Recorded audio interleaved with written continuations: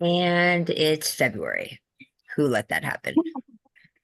That's crazy. So, welcome one, welcome all back to Athletics LLC. Another fun episode loading and the wheels spinning. So, Red Solo Cup, how are you tonight, sir? I am very good. Things are trending in the right direction, and it's a lot of interesting things going on right now. So I'm pretty juiced. Obviously, Nice. hence the name. The one bad thing that happened this week, one of a couple, but overall, we're 2 thumbs up. Nice.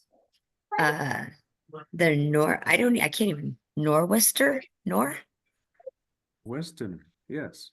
Oh. K-Man got hit by a nor'wester. The last 2 days, massive waves,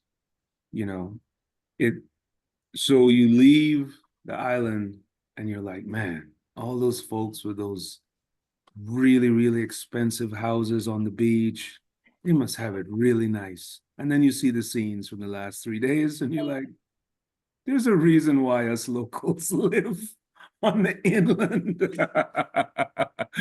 Don't mean to laugh at people's despair, because I know some people are very upset right now, but that's why. I mean, if you're native to the area, right, you know where to live. Hello. Yeah. You would think. So it's still an island. It's the proverbial answer to the question, if I bump into someone, hey, where are you from? Cayman Islands. Man, did you go to the beach every day when you were growing up? Did you No, I went twice a year. I went at Easter and I went at New Year's, and that was it. Yeah. I just want y'all to notice the subtle flex. He went to the beach at Easter and New Year's. just so we're clear. Hi. Hi. What up?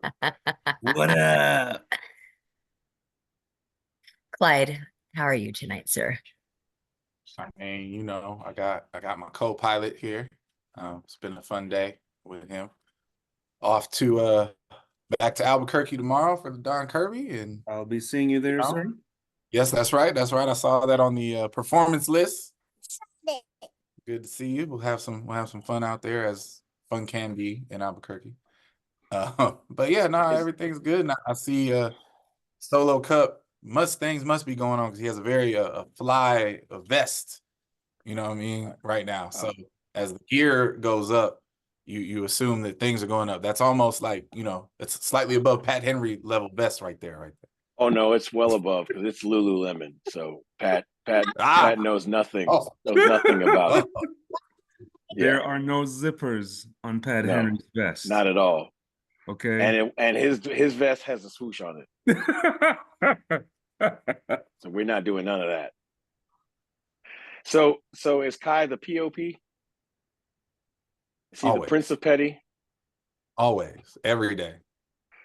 I love it. Every day. This boy hit me in the face with a marker twice today. Uh-oh. From range. I like it. Yeah, if I didn't have glasses on, I might be blind. I turned around, just random markers flying at me. Isn't that right? Keeping you on your toes. He's gonna be a good pitching prospect. I like it. All right. There you go. Well, bye. Bye. You leaving? He said, no, I'm just done talking. He said, bye, choo-choo. Bye.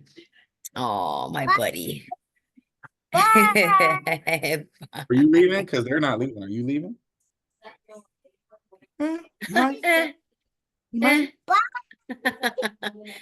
Well, like Kai, with track is back. Some people said, bye, Felicia. Mm-hmm. And they start these races and it didn't look back. Some of these races this week were like, woof. Insanity. It was. It was. I mean, I was in the building for the Albuquerque races, and I Mhm. sent the video of the 200, the 60 and the 60 hurdles. I couldn't even get my phone out fast enough. You know, just crazy. And then we had the quote unquote professional meet on Sunday. So where do you even want to start with? We should Go start ahead. with the pros. We should definitely start with the pros. I mean, we should start with the shot heard around the world, right? Yep. I mean, listen, anybody who tells you they thought that Noah could run 644 is just not telling the truth. Like, I mean, we not all this weekend. it on the show. Yeah, We all I mean, put listen. it on the show. We said, is the race relevant? And what I know I said it, y'all. I said, unless he runs 7.4, it don't matter. Mm-hmm. Oh, but it matters now. It matters now. Mhm. Yeah, and you know, and I definitely would love some revisionist history on my on my 100-meter picks, because ain't no way he ain't making the team as long as he's healthy. Man. Yeah, I mean, listen, I think it's fast, right? For sure. But I think more than it's fast, for who ran it, it's a gigantic problem that nobody can ignore. Like, every single person in the world who runs the 100, and for sure if you run the 200, you clenched your cheeks a little bit when you saw that. Yep. Right? Like I'm sure training hit different on Monday. Yeah. Well, go ahead. And it certainly wasn't lost on Noah. I mean, it's one thing you can not say about Noah Lyles is that he speaks his mind. But Mhm. when he saw that time come up and they put that microphone in his face and he said, I'm coming for everything. I want it all. I mean, yes, you got to stand up and take notice at this point. I mean, Yeah. that's no joke, man. Like you've now put yourself in very, very elite territory. Um, yeah, it's exciting. I'm excited. I'm excited to see what comes next. And as exciting as it is for Noah and ultimately the sport, and as much of as a problem as it is, we would be remiss not to shout out Lance Brahman on this particular issue, because the start has eluded Noah for a long time, and other athletes, right? That people have said in the past, like, oh, if Tyson could just start, Mm-hmm. or if person X could just start. Well, that's not just Noah people getting that done. That's a lot of work between him and Lance, and that is a phenomenal job and an excellent example of a unicorn or a Ferrari actually taking steps in development. Mm-hmm. Right? And it doesn't always happen at the pro level. Let's be clear. That doesn't always happen. So bravo to the work that has been put in by Lance and Noah to get him from what he was 0 to 60 to where he is today, because that's a huge, huge difference. Yeah. I mean, the race in itself, obviously Noah did well and made a statement, whatnot. But the race as a whole was a good race. Like, it just didn't look as good for other people because he was out in front like that. But, it was some speed going for 60. Yep. And what's funny is sometimes things happen so fast in track that the novice eye doesn't pay attention, and I get it, because there's a lot of wild stuff that happens in our sport. But what cannot be missed, which was not talked about, and because Noah ran 644, nobody's paying attention to who was second and ran 645 and who was winning the race for 58 meters. Yes. Yep. Mhm. Yep. Right? Like, that's a massive PB and another Jamaican problem. Mhm. Yep. Right? So at the end of the day, they're not going to be a lot of spots open more than likely in the Olympic final. You know, it's looking very NACAC-ish. Very regional-ish.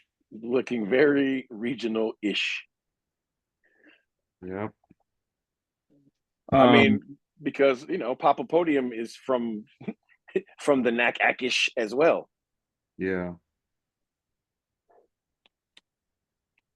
So what else caught our eye? And I mean, I've got some things that popped into my head, but what say you, Red Solo Cup? Well, there's death, there's taxes, and there's Grant Holloway. Whew. And again, right? Sometimes things get lost if you're not really watching it all. Folks, that's the best field by PB that Grant has beaten in a minute. Like, he beats all the fields indoors, so people sometimes don't pay attention. But like, Trey opened the season at 745. Mm-hmm. Right? Like, there aren't very many people that have run faster than 745. Like, there aren't very many people left that would have been in that race. And he took that field apart. So, again, nothing's ever guaranteed, and you always have to go out and run the races and execute. But I know I'm not betting any money against Grant Holloway indoors. Never. Never, never, never. Am I the only one that feels like Juju looks like the fastest thing in the world? Period.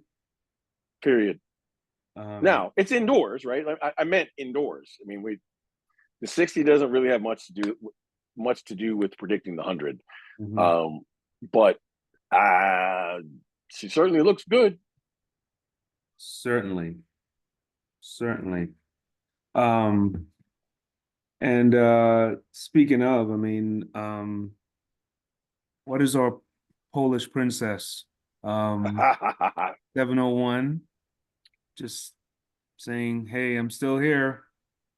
I'm still on it and still doing my thing. Pretty impressive run under pressure too. Kept her nerve, and so we're seeing some fireworks overseas as well. Has our Cuban I'll say run since? Has he run since that 648? Yes. Say less, Chuck. Look, so okay, on the 6-4 issue, no, nothing yet more peculiar. There was another 6-4 sighting up in Spokane. Mm-hmm. If you watch the video, with all due respect, looked like a flyer, but it did happen. It is on the board. It's on the rankings list, right? I will say this about indoor, and I mean this. It seems that many more people than I anticipated are taking World Indoors seriously. Mm-hmm. I didn't anticipate that. I'm so glad you I said really that, didn't. because this is the World Indoors that's always trash, right? The one that's in the same year as the Olympic year. Yep. But it's definitely not going to be that way. No, like, people are really going for it. And I don't know if that's just a new mentality from the athletes, or if that is a specific shift in mentality from the coaches, but it is rare. And I really am interested to see if it continues to play out. But everybody who's doing these things, when you put a camera in their face, they all speak from an American and, non-American perspective. Like, no, yeah, we're going after this World Indoor on our way. I'm like, okay, I'm here for it. So if I'm putting my thinking cap on, number one, it's in Glasgow. It's not in Russia. It's not in China. It's not in some far distance land, right? It's in Scotland. Number two, I think we really need to understand how important those points are.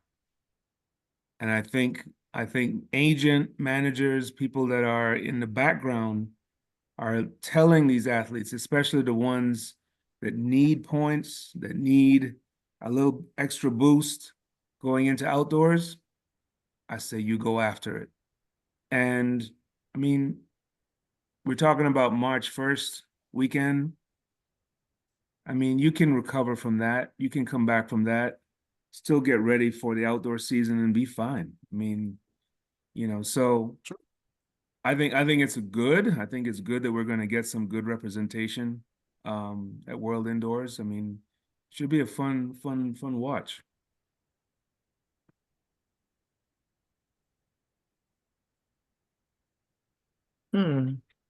I was So- gonna, my 2 coins were about similar in coin chasing, collecting everything that you can before you spill it over, right? Yep. And so if that means collecting points at Worlds and holding on, that's better than not collecting and then having nothing to hold. So Very true. monetarily and ranking wise. No, for sure. And obviously we're in the middle of the heating up of the NCAA indoor season, right? One of the events that we've been talking about a lot is the men's 60-meter dash. Mm-hmm. I'm sitting here, I'm looking at the top 10, and it's really, really interesting the variety of names that are currently occupying the top 10. And by names, I mean labels. You have what you would expect to see, right? The SEC is number one. Mm-hmm. Then you have 4 humans from Texas Tech, which is not normal. Then you have But I said USC, it the first week, right? We Oh, knew yeah, that yeah, was going to happen. absolutely. But I mean, that is an abnormal thing. You're not going to see that every year, right? Then you have USC, Iowa, California, and Washington State. Like, it's all fast. Top 10 is currently 659, right? But it's the variety of where in that specific event everybody is coming from is very, very interesting. Like the women's list looks like what you would basically expect, right? Mhm. It's all the major labels and mostly SEC. Right. But the men's 60 is kind of all over the place right now, and I like the variety. There's parity, which Mhm. is Parity. yes. It should be a good show. What was I going to say? Now, the other thing that's interesting, and I tend to take a deep dive. Our number one 60-meter guy has not run since. He ran that one race. Now he had a history of injuries, and if I know his coach, Ken Harnden, he's loading up and he's getting ready to run this gauntlet that's coming up from SECs to nationals. And that's if that's the MO, then you're learning from past lessons. Be ready when it's time to be ready. So And the other thing, very, very, I agree 100%. The other thing that I find interesting as a track nerd is it seems that people have started to truly understand this formula of how to build some of these facilities. Because if you just, again, look at the past 5 to 10 years, 200, 400, where the people qualify at this point of the year, you don't see numbers like 45-9 and 46-1 from tracks outside of that, yes. Major 5 that we all know. Yep. But Kansas State's track has delivered those marks. Hello. Okay. The new build at A&M is all over this list. We went there last weekend. Holy cow. Mhm. They have and figured that's great. Yeah. If we can get to a place where there are 15 tracks in the United States that all are basically, capable of delivering, high world-class level marks, that gives more people an opportunity to land themselves on this list. More parity. And that's great. That's great. Mm-hmm. So I think one of the unique situations over the weekend was that BU and Harvard kind of had a dual meet where you ran one day at Boston and the other Friday. Was it Friday was Harvard? Friday was Harvard, Saturday was Boston. Yeah, yeah. And produced some great results. That's something, I mean, bucket list that I definitely would love to get up there to experience that. Now I feel like this weekend coming up is when we're really going to see the 2 and the 4 explode. Did Leo? Oh, you mean Tyson weekend? Yeah. That's the same Tyson weekend weekend. it does Yeah. every single year. I didn't say this is the weekend now. This is the This is the weekend. weekend back in the day. This is the weekend where you went in like 8th on the list at like 21-12, and you thought, and you're like, I got a shot. I got And then a after, shot. and then after the first day of Tyson, you were 27th. Just You're like, Yeah. what just happened? yeah. Yeah. Tyson, John Kirby. Yep. Yeah. The NCAA, the New Balance Center is going to have apparently a pretty big showcase meet this weekend. You got a lot of people traveling out there for that. I mean, speaking of events that have gone crazy this year, the 200. Hello. Mm-hmm. Yeah. Yeah. 2071 is currently bubble. Mm-hmm. 2071. Oh, yeah. And I'm gonna say again, No, that's before Tyson. Yep. Before Tyson, before championships. Like Yeah. my over under for that race this year is 63.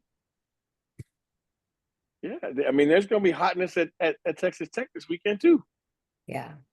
I knew someone else was racing Texas Tech. Yeah. There you go. And that might be the best place in the country to run the 200. Like between track and altitude, that might be the best place to run. 9 out of the 15 top times were at Albuquerque. Yeah. Yeah. And Tech is steeper than Albuquerque. Oh my gosh. So it'll be interesting. Will be interesting. So what did Leo score, Chu? 62-19, 62-17, something to that effect. And there was room. Really? There was room. He left like 4 bars in the pole vault. These are practice reps. He fouled a 17-meter shot put. Oh my. It was just, and I mean, he was cruising, literally in cruise control for the 1K. And here we go. Yeah. And, easy 62 amongst the 3 6,000 scorers that are following behind. I mean, right now, I think it's 656 mid is 16. 56 mid? Yeah. Uh-huh. Okay. So it's hot. It is hot. And it's the usual suspects. Unfortunately, no one really went anywhere. And then you add the internationals who were just getting accustomed to the NCAA system last year. Mm-hmm. So you're like, oh, okay, cool. Super cool. Are all, I haven't looked this week, are all 5 Arkansas guys in the top 16? Not all 5, no.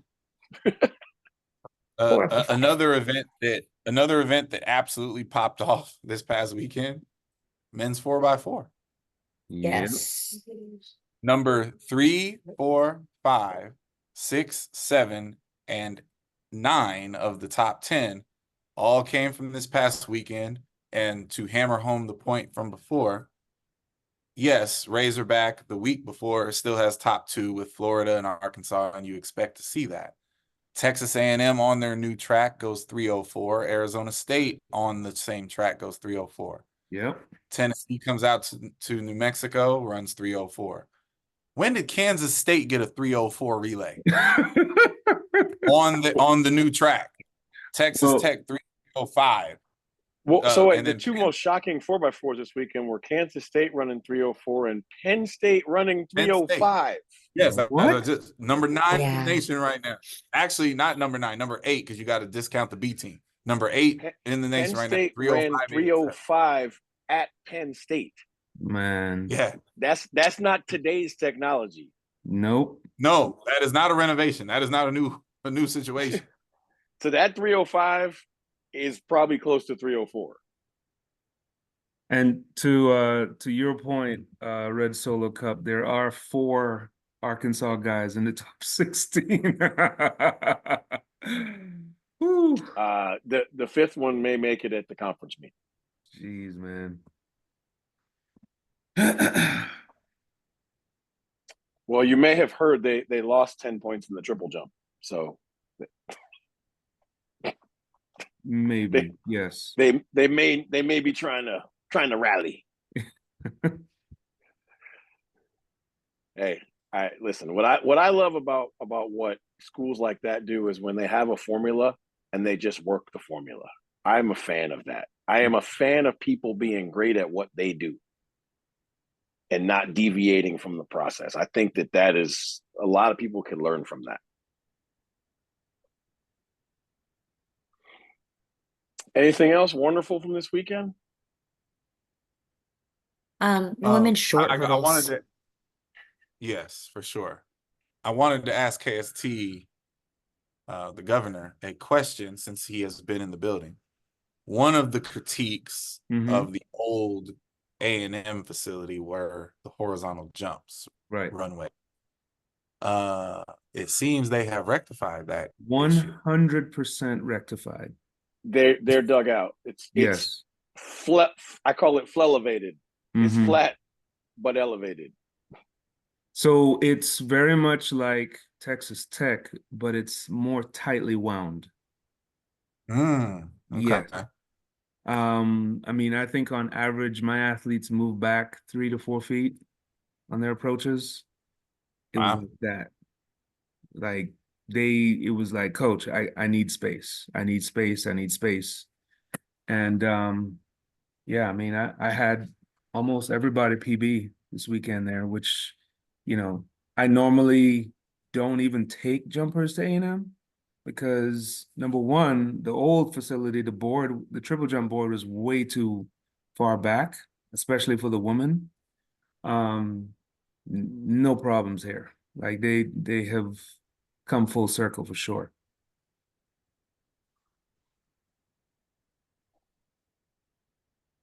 Did your jumpers notice? I don't know. And we were there, what, a month before you guys, 3 weeks before you guys? Yeah. It almost seemed as if, like in Mario Kart, there was a banana peel in the middle because they were getting pushed a little bit. And I was like, you're going faster. I need you to tempo. Yeah. They're like, coach, it's just fast. And I was like, I mean, you're accelerating well. Don't get it wrong. But Well, what I didn't get to see is the actual 60-meter straightaway hollowed out, or is it on the ground? Did anyone get a chance to get? So I because I couldn't tell. You have to ask. You have to ask Sir Lucius. But okay, maybe I'm being too simplistic. Wouldn't it have to be hollowed out? No. They just put the mondo right on top of the ground. It would actually be rare if it was. But it's flush. Yeah. Yeah, I don't think it's hollowed out. I think it's flat. Yeah. Oh, got it.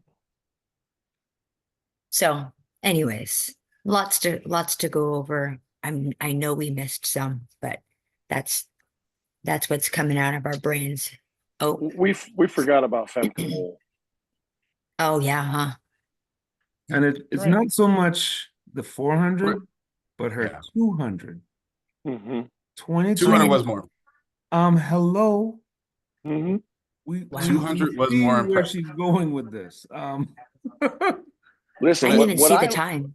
what Wow. I like is she has clearly had the gauntlet thrown down, and she's like, okay, challenge accepted. Well, listen, if you're a fan of Femke Bowl, which I am, you follow her career, she's like the second best ever, right? Mm-hmm. And the gap, and it is a gap and has been a gap between her and Sid is foot speed. Mm-hmm. I love that she clearly seems to understand that problem, and her team seems to understand that problem and are taking actionable steps to correct said problem. If she can They're get there, running a 200 in Europe is right, exactly, right, like it's a decisive choice yes. to fix this issue, and her development curve says they know how to fix issues. Mm-hmm. So if we're here for an actual race for the world record, I'm here for it. Yes, indeed.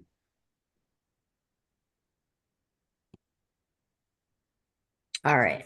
So Could be interesting.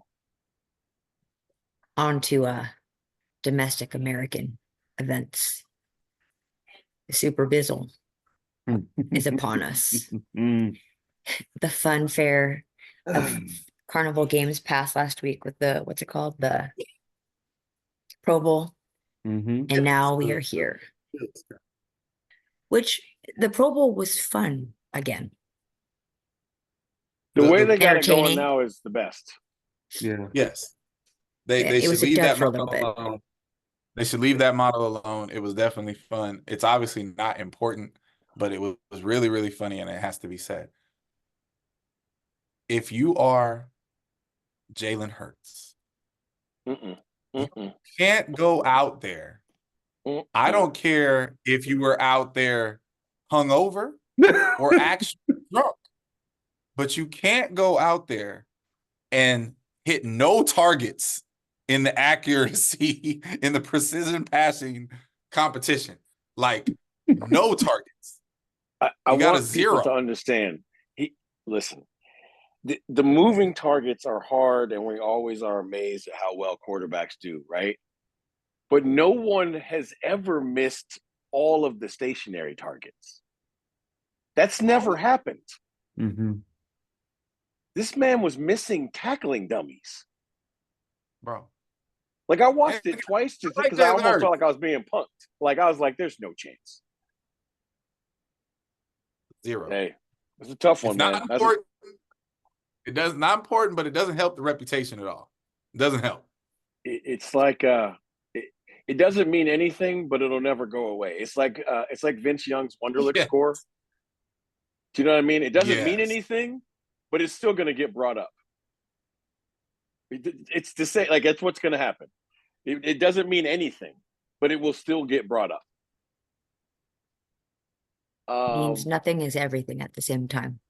Because when he misses a target, alluding no to kidding. that, you know, when No he's kidding. going to get traded or gets cut in the years to come, someone's going to take just jab him right there. Be like, remember that one time, that one weekend? And for the record, the NFL has paid attention to the NBA, and they have their dunk contest, right? Yes. The dodgeball and the football catching with like the multiple catches, that's the dunk contest and the 3-point shot, right? Like, those are the other stuff in there is entertaining, and you can mix it around. But as long as I can see the best catchers of footballs on the planet standing there with 6 footballs trying to catch a 7th one, and as long as I can see people like Micah Parsons trying to take people's heads off of the dodgeball, I will watch the Pro Bowl every week, every year. Derrick Henry, Now, we did. surprisingly, is great at the dodgeball. That was surprising. He was good. Yeah. Now, we did predictions for the Super Bowl last week. what exactly are we adding to, or is anybody prepared to change their mind? I was gonna say, is that- anybody changing? I ain't. just making sure nobody's got any amendments, Nope. any provisos, anything Ride or you want to die. add. I'm going with what I said, and I'm saying what I'm going with. Period. Wait, I did don't you know guys whether see you on guys. Twitter? Go ahead. Did you guys see on Twitter what Ocho Cinco said? No. If the Chiefs don't win, he's gonna Yes. divorce his wife, Yes. Yep. And he's never giving eat them McDonald's again. Yeah. Yeah. And then there's one more. I don't remember what the last one, but I was like, yo, that's steep. Well, For that should be enough reason, for y'all. That should be enough for y'all to root for the Niners right let's now. go. Let's I mean, go. I feel like Red Listen. Solo Cup got to change his picks right now.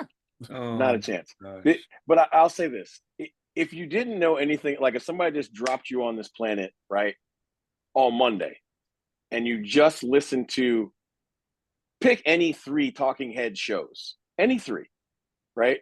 Just one per channel if you like. And you listened on Monday and you listened on Tuesday and listened on today, you would have changed your mind 5 times. Yes.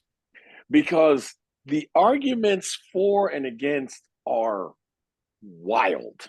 And I'm like, this is proof that, like, there's lies, there's damn lies, and then there's statistics. Because every show, somebody pulls their statistics that they like as to why, Brock Purdy's about to get it done. And then somebody else pulls their statistics that they like as to why there's no chance that Brock Purdy's going to do anything, right? Because history says this. And then, then they do the same with Patrick Mahomes. Now, there's not really any negative stat lines, but there's, depending on which statistics you use, you can come up with some pretty substantial what ifs. And, if this doesn't happen kind of things. But it's just kind of funny. Like, if you watch the shows, you could watch the same show 3 days in a row and change your mind. Mm-hmm. This is all true. All right, so we're still going on top and how my screen reads. Top 2 are Niners, bottom 2 are Chiefs. Staying with that? Am I part of your top 2? Because I picked You are. I didn't pick I definitely thought you picked the Niners last week. I mean, You no. The actual Bay Area people Okay. picked Niners and the Okay, it went the other way. Okay, I Yes. apologize. I Yes. apologize. The sane 2. Got it. All right. Yes. I mean, Got it. listen, obviously, if it were not for Patrick Mahomes, I would be picking the 49ers. Mm-hmm. But It's all he's right. still playing, so I cannot pick against him. Sorry. My dislike for the 49ers is deep-rooted. I know it is. Like, But at one this point, you has got to eat the been- cake. I mean, we're talking Montana, we're talking Steve Young. Ugh.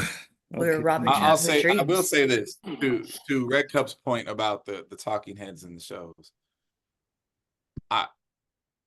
The one, the pre Super Bowl stuff, it's just entertaining. It's fun to listen to. Mm-hmm. But the only thing that's been said is driving me crazy, like absolutely driving me crazy, is people keep saying, well, Travis Kelce is going to get his. Why?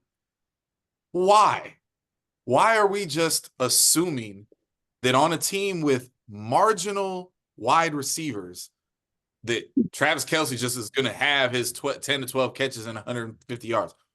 If that is allowed, it is malpractice on the 49ers coaching staff. Death and taxes. Because again, Death and taxes. listen, no, that's not, sir. Belichick wouldn't let that happen. Hell, Tomlin wouldn't let that happen. Okay, Baltimore Shores have Ryan wouldn't tried. let that happen. Baltimore tried.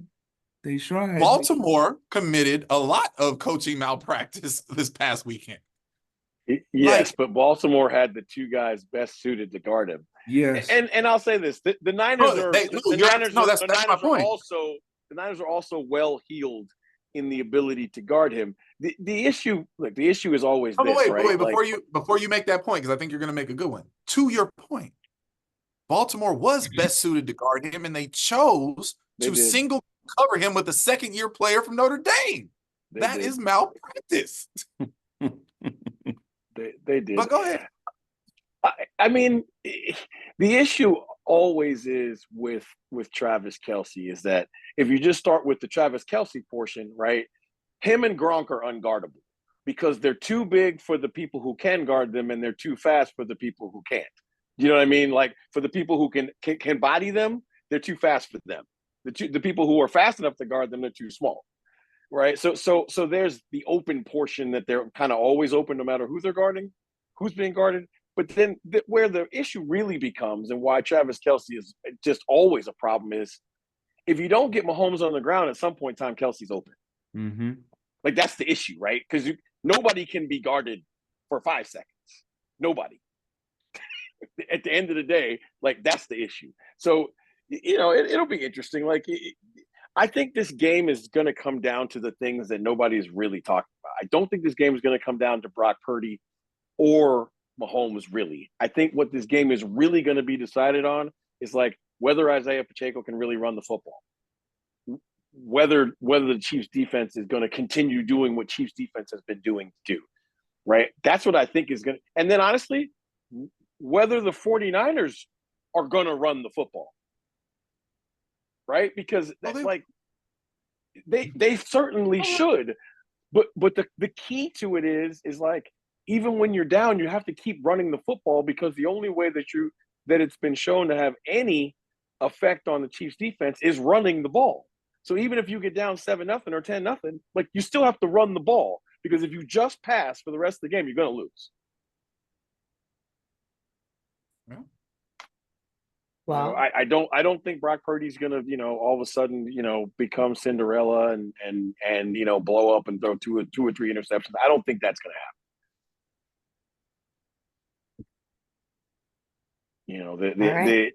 The statistics say that the moment is too big for him, but I've not seen a moment that's been really too big for him, to be honest. So it'll be interesting. So, all right, we'll see. Sunday will tell us. And I mean, we'll all be screaming at the TV for one reason or another at this point. So the question before we move on, Big League, is are you prepared and are you going to be okay? Like the rest of us have rooting interest. We have no rooting and it's interest fun, right? Yeah. But this is your team. Yeah. Right? Like, I mean, I think my team was eliminated first of all the people on the show. yes. Right? Right? It was later than I thought, but we were eliminated first. First to go. The Cowboys were actually eliminated first because we knew they were going to go out when they went out at week 1. And I believe that Clyde said that. It didn't matter what they do in the regular season, they were going to lose in the first playoff game they played. So truthfully, we went out after the Cowboys, but I get what you're saying. Right? The Browns, unfortunately, they ran into they browned. They ran into a problem, right? And that happens. So you're the only one whose like actual team is still playing. Yep. So, part of us all are rooting for you to some degree in that regard, right? Because that's your team. So as the year always ends up, the jersey comes out, the mojo is always in effect, but the mojo manifests in different ways, right?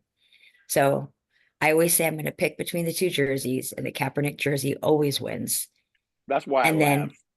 And then midway in the last couple weeks, pops up some of my memories when mojo's got to change, and jersey is sitting on the ground in the corner, and I'm in a different spot on the couch. Listen to me. Listen to me. If you put on the Kaepernick jersey for the Super Bowl, they're gonna lose. Well, it's that it's or Kaepernick or Garoppolo. I know. It's Kaepernick or Garoppolo. You know what? I got it. You need to go buy a Purdy jersey or something else. I'm gonna pull out the old school, legitimate old school starter pullover. Something. You can't wear I gotta the wash it Kaepernick first. You're asking for the Bambino curse or something. I know. All right, I'll tell you what. If the 49ers win, we'll get you a Montana jersey. Yeah, I had one. I lost it somewhere. Her a Purdy jersey. No. You know what though? I do need a Purdy jersey because he's got number 13, and that is my number. So Oh yeah.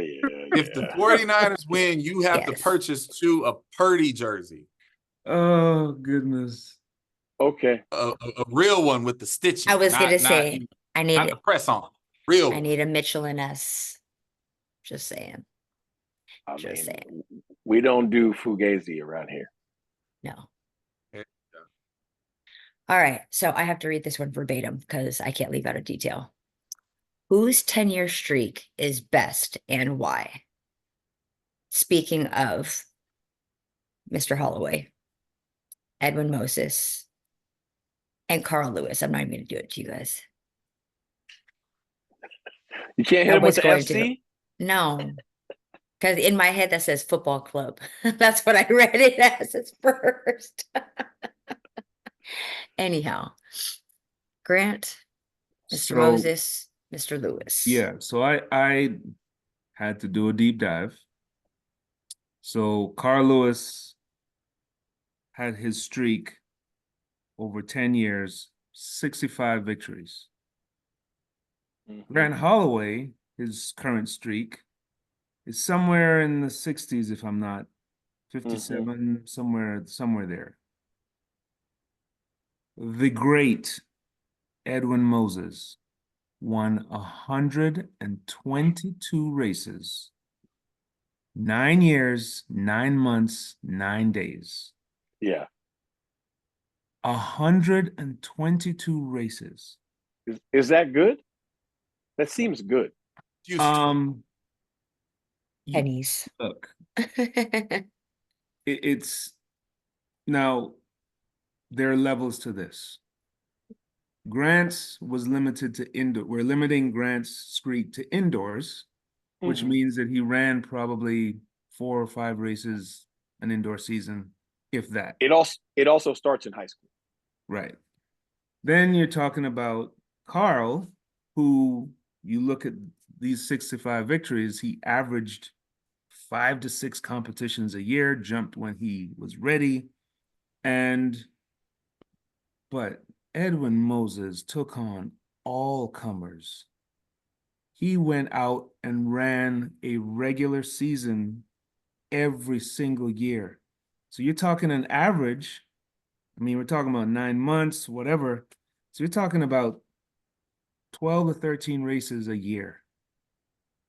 So when I do the math, okay, he's pretty much doubled up everybody else in terms of the amount of times that he put himself out there and put the streak on the line. I got to give it up to Edwin Moses. So I don't think any of us are going to disagree that it's clearly and overwhelmingly in the favor of Edwin Moses. So for me, the real contest here is who's holding the silver medal. Okay. And so that's the point that I want to debate. Edwin wins. He over there by himself. These other 2 streaks are not comparable yet. Right. But I'll just keep it simple. There are things in Grant's way, not just athletes. And therefore, Grant's streak is better than Carl's. And I'm out. Ooh. Ooh. Okay. I'm not gonna lie. I was giddy when I came up with this question, and I didn't think this was gonna go like this. I will say it like this: Grant Holloway is absolutely and positively amazing. And we may be able to have this conversation in 8 more years, and he still hasn't lost indoors. So, like, this is yet to be determined, because if this man goes through his entire career without losing indoors, we may have to crown him. But for right now, he's the bronze medalist in this conversation, no question. Oh no. I thought for sure that the governor's deep dive was going to end in a different destination. So I'm actually pleased that it did not, so that we can have a real conversation and debate. Okay. And I know where you're going with this. I know where you're going. We I can't have try to go we with that. have fouls and bad officials. We have weather, Yes. New York, and we Olympic have trials. absolutely no Indianapolis Olympic trials for sure, right? But we also have Carl Lewis competed in the greatest Yes, era. actual and statistical era in horizontal jumping history, Yes. right? If you for those of you who don't really get how that's quantified, if you go on the all-time list and look at the people who have jumped 850 and above, and when they jumped it, Carl Lewis was competing against like all of them except Bob Beeman. And if you're looking at 850 plus, you're talking about there may be 5 people came Right, after because Carl. there were a few after Carl and Beeman before, Yes. right? But like we're talking in the 90th percentile Right. of people that jumped 850 and above, Yes. and without like quintuple the number of meets where there were multiple 850s. Mm-hmm. And Carl's streak had a level of savagery that Edwin's didn't. Like Edwin was the first one to 13 all the way around the track. Mm-hmm. Right? So it wasn't superior technology, but he was definitely better than everybody in the world, period, for a very, very, very long time. Carl, like there was an argument to be made when Carl first started really long jumping that Larry Myrick's was as good. Yep. I mean, there was certainly an argument at one point in time that Mike Conley would be as good if he just long jumps. Yeah. But in the end, like Carl took Larry Myrick's soul in Indianapolis because it's the Olympic trials. He was already on the team. Yeah. You only got to be top 3, right? Pouring down sideways rain. He's like, and Larry had already jumped what 870, 860 something. And he's like, no, we're good. I'll take that from you. Yeah. But the coup de grace for me is this. After a 10-year streak, 10 years plus, it took the world record to end the streak, and the guy who set the world record was on his knees praying while Carl took his last jump. Mm-hmm. So for my money, it's definitely not a landslide. It's definitely a lean at the tape. We got to look at the photo. But I would pick Carl's streak in the long jump. Very, very small margin over Edwin's streak in the 400 hurdles. That is the defense rests. All right. Big League, what you got? I was almost as long-winded and poor of a defense as what you're going to see from the Trump team.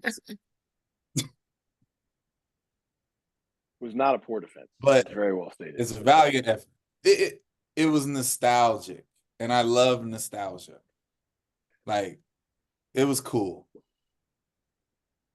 I mean, you got to understand something. Carl's streak covers twice as many championship meets as Edwin's. Yes. Like I'm not making this stuff up. Like Carl's 10-year streak, I don't care if it was 66 meets. First of all, 66 long jump meets in a row is insane. Let's just start there. Yes. Let's just start there, right? But Carl's 10-year streak covers indoors and out. Now, he didn't jump indoors very often, but he does have the world record indoors. But I mean, we're talking about a 10-year streak that included 4 Olympics, 83, 7, 91, 93, 95. So 4 Olympics and 3 world championships, and 4 world championships. And then a Pan Am Games and a World Cup and some other things in there. The best part of your argument for me is the who he had to deal with component. Yeah, the quality of competition is definitely the best part of the argument. That's the best part. I will say this, and I don't, care to go too far into this. I think that what Grant has done and is doing doesn't get the respect that it deserves, because I don't think enough attention is put into like the full context of what that means. To your point, he's obviously significantly younger, and this streak officially started when? In high school. Not when he was never lost in college. Not when he was a seasoned pro with medals behind his name or anything like that. You know how freaking hard it is not to lose a race in college? Yeah, absolutely. High school, college, and then now into the pro. To me, the mental and emotional discipline at those ages that it takes in order to perform and have something going like that is wild. And so, of course, like I said, it can't be Grant as number one today. But it might end up being number one, though. He's technically entering his prime of his athletic, stature. Like the fact that he already has said streak and the layers that it encompasses, for me, puts him right there. Oh, I hear you. And really quick before Big League goes, I do also want to say, because I think people just don't really study the sport like this, like Colin Jackson had the world record in the 60 hurdles for a long time. Mm-hmm. Right? And the who's who of hurdling was running. Yep. Right? I mean, we think, Grant ran 7:35 at New Balance. The world record used to be 7:37. Right. Right? Like, I mean, Grant does these things so they look normal, but that's not normal. What you got, Big League? First, y'all really took advantage of Sir Lucius not being on the tiles tonight, because he would not let you be talking that long about that. And I think that's hilarious, because he's going to sit back and be like, oh my gosh, here they go. Legitimately verbatim that. I do think that this is an argument that is pending, because Grant's still active and is quite viable. So I don't think this is a definitive. I think that's still a TBD. But I mean, the longevity of Mr. Moses's streak speaks fortitude, because we talk about here on the show all the time. It's just like wins are wins, and that's what our society calculates as successful. So purely based off of that linear thinking, then that's it. But as the conversation is developed and divulged, to win some of the competitions that Carl Lewis has won, like that's a lot. That's a lot to do, and factors and whatnot. So to your point, out of the 31 men in history that have jumped over 850, Carl had to deal with 15 of them. So, I mean, and say what you want about it, and say about the facilities and that. There you go. I did it for you. That was for the governor right there. Just make that pop up. I'll do push-ups next time. But yeah, I think linearly that's that. But the TBD is where Grant falls into how far up he goes up from that. So, and because he's got a viable career going, we'll see. But it's great to see him finish and cross the line healthy and smiling and carrying that vibe that he always does. So when you see that on his face and you see that aura around him, the season's going to be crazy, and it's going to be live in the Olympic year. So, and I feel like this, and obviously he's not here to say anything and tell us to shush. Sir Lucius is not talking about it, which means it's brewing. He's not talking about it. So that means, like, y'all done pissed him off again. Mm-hmm. And so something is going to happen and he's going to be like, I told you so. Try me one more time and I'm going to have to do it one more time. That's already him. And then he's going to go Yeah. roll a bowling ball. Yeah. So, all right, another verbatim question because it is wordy, but we saw today per social media, but via the news or per the news via social media, labor legislators made a decision to declare Dartmouth student athletes as employees. What do we think, and this is specifically the basketball team on their campus, what do we think the long-term effects and fallout will be for the student athletes as well as for the NCAA? All I can do is shake my head because if this is where they have landed, they're professional. So now you are literally going to make it's going to be a mess because now it's not equal. I want to throw this out there and see where my colleagues take it. The farce of amateurism in the NCAA should have died a long time ago. But the NCAA, as we all have lived and understand it, is basically on life support. Mm-hmm. It's been over.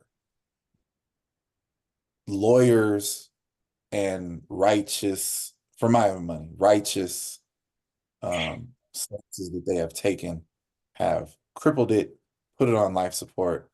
And honestly, we're all just waiting for the Big Ten and the SEC to officially pull the plug. And they're going to pull the plug, people. The money in the football space demands that the current model dies. Now, the crazy part is this particular decision of Ivy League kids being deemed employees of their university is kind of a be careful what you ask for issue. And I don't mean from the universities or the NCAA, I mean from the athletes. Because if this is a plank that you want to walk out on, you have to be prepared for all the repercussions that come along with it. If you want to be treated like adult professional employees, then you have to start behaving like one. And we'll find out how serious they are and how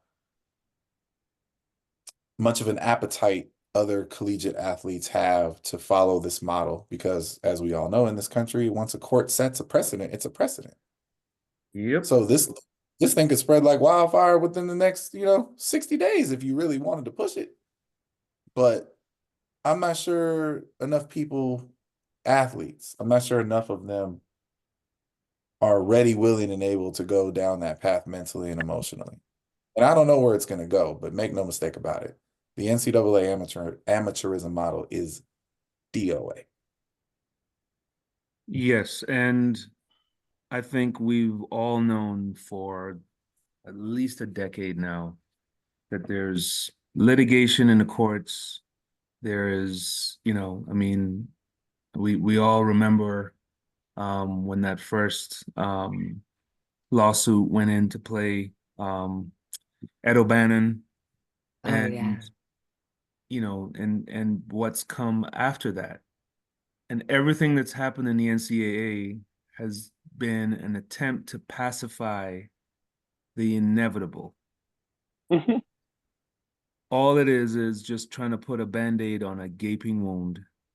And I think all of us that are in the NCAA, those of us that have been in the NCAA, we know what's coming. And I think the question should be more about what happens when it happens. Because when you get to a point where NCAA sports are not protected by antitrust laws, watch out. And that's the part that, yes, fine. As a student athlete, you can fight for your rights and all of that.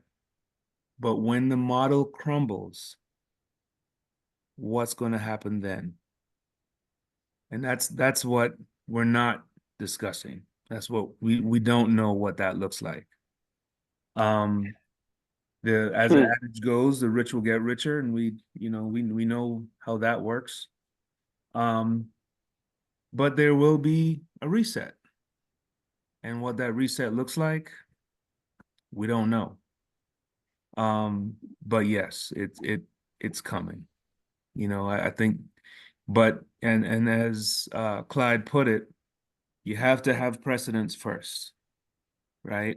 So there has to be a ruling, and then anyone else that wants to take those next steps has to look at that precedent. You put that together, and then you start building your case. So the ball is rolling. How quickly, I don't know.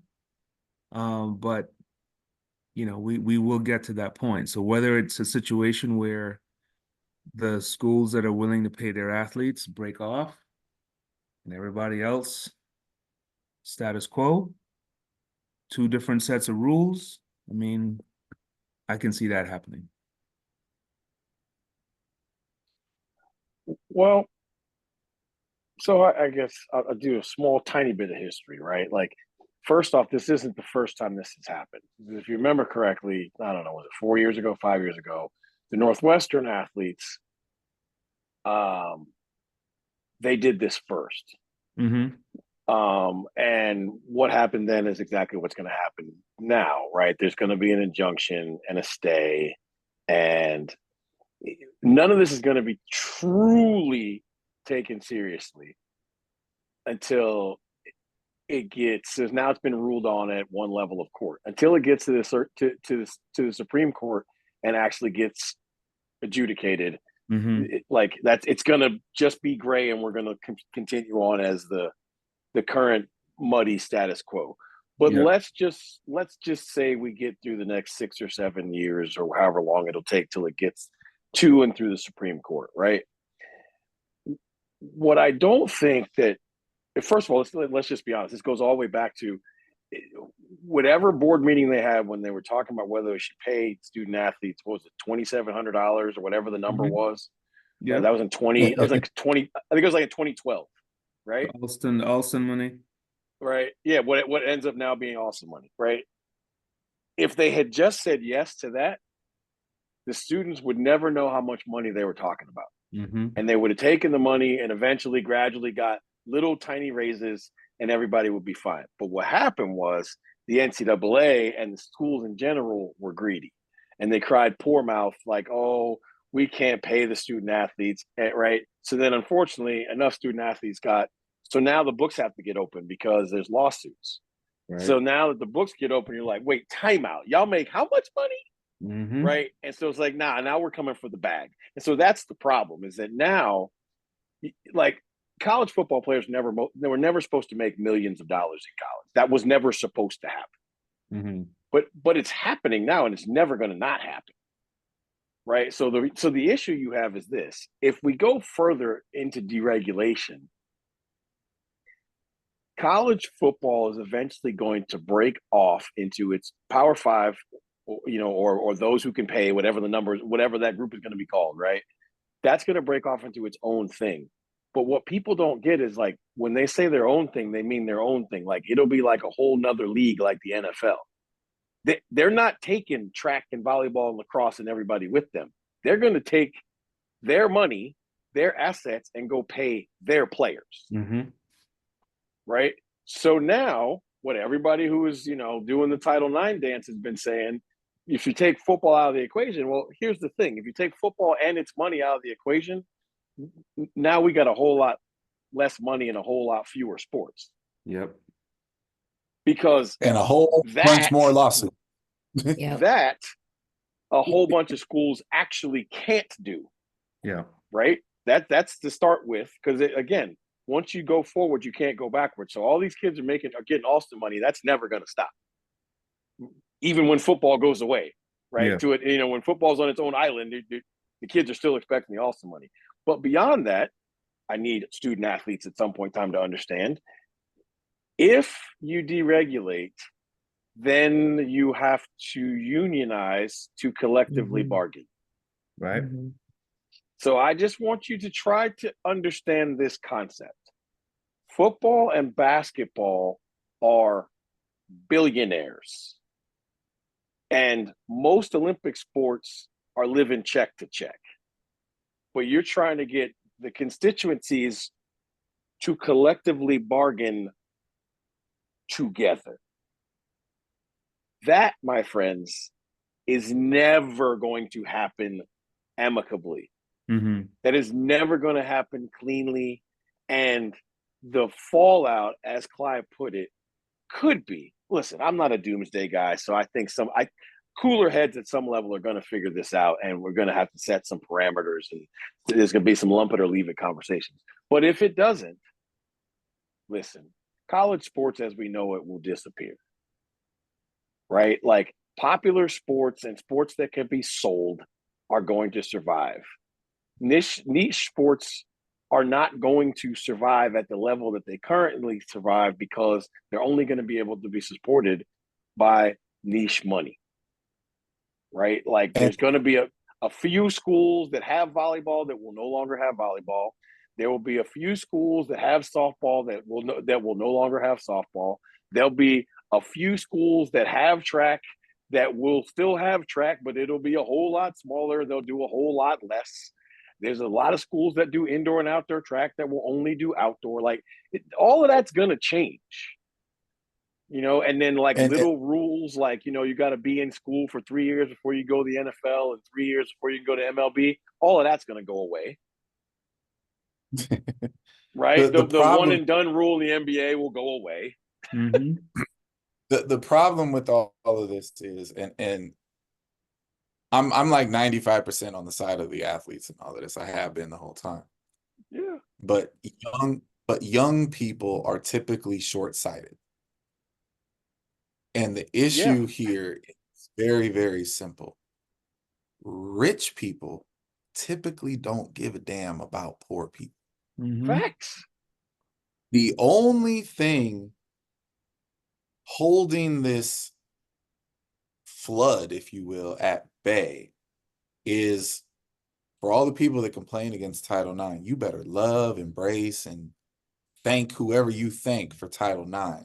Because without Title IX, they would have taken their ball and their money and ran off a long time ago, but legally they can't. Exactly. If you actually think that these billionaire men in these billionaire men-driven sports care, or you're expecting them to pretend enough to care to take a chunk of their money and fund everything else, only the law is going to make them do that. Mm-hmm. The problem is there is a clear and obvious path to privatizing the football model, and then it's all over. The wildest part is our current political system, our current political structure, our current two-party system is as dysfunctional as it ever has been. And it's not improving. And if you think that these idiots from either side are going to be able to come together and work together to solve this problem, no, for sure. There's no chance that happens. So since you're not going to get help from the politicians for real, and there is a privatization model, it's ugly. And for like, it's super dope that Nebraska was able to fill their football stadium for a women's volleyball game. Cool. That ain't gonna feed everybody and pay the bills. It's just not. And that's also in Nebraska. Right. Like that's what I'm saying. Like they can do that in Nebraska. They can't do that 98% of the places in this country that have volleyball teams. Yeah. Right. And that's an event. It's a hey, it's the kickoff. It's a gimmick. Everybody come on out. That party ain't popping every week. Let's try and break an attendance record. Yeah. Right. Yeah. So it's like when they do the college hockey game in the football stadium, right? Like that will always sell out. It's spectacle. It's a spectacle. Yeah. But it's a scary time for sure. It's a scary time. Oh man. Man, oh man. Because there's like people just there's if this scab gets ripped all the way off, then people will realize that like the end of the scab is attached to a string that was the last string sewing like a open heart surgery, right? Like it looks like this little thing. It's attached to everything. Yep. It is attached to everything, and it's woo. Look, the NCAA is flawed, and it's only flawed because of the greed that has been allowed to happen. But without the NCAA, then there's no adults in the room. So now we go all the way back to the zero, and we got to create rules again. And in today's society, I don't want to be there for that. The only thing I want to throw in there, and it's because it's so interesting to me. If you want to know how chaotic and unsustainable the college football model currently is, you have multiple head college football coaches that are like, to hell with this. I just want to coach football. I'll be a DC or an OC in the NFL. Oh, yeah. I can escape this nonsense. I mean, Chip Kelly's going to leave UCLA to go be the OC for the Seahawks. That sounds like that is probably topic, going to happen. does it not? Sure. Sounds like next week. Can we also talk about how, in God's name, anybody wants Cliff Kingsbury as their OC? Sorry. All right. Big league, before I go off the end, shut us down. Yeah. I mean, this is the tip this big of this conversation, because there's so many things under it.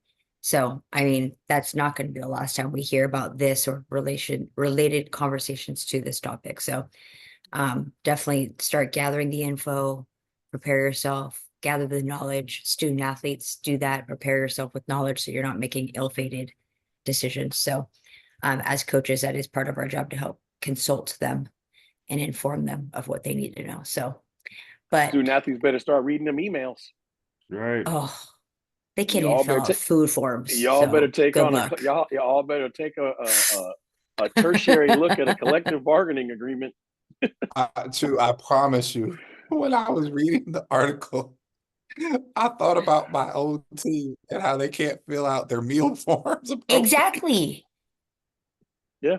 Look, my group, not my I group, swear to God. the receiving end of my group of food forms, they be knowing. Try me. Anyhow, don't get me started on that topic. But as we inform you all, we ask you to inform your student athletes and those that you have immediate contact with, so that they can have well-informed decision-making processes. But as we do, we're going to leave you on the cliff. We'll see you next week, and we'll bring some more stuff to stir the pot with. Everyone have a great week. Travel safe, and we'll see you soon. Bye, everyone.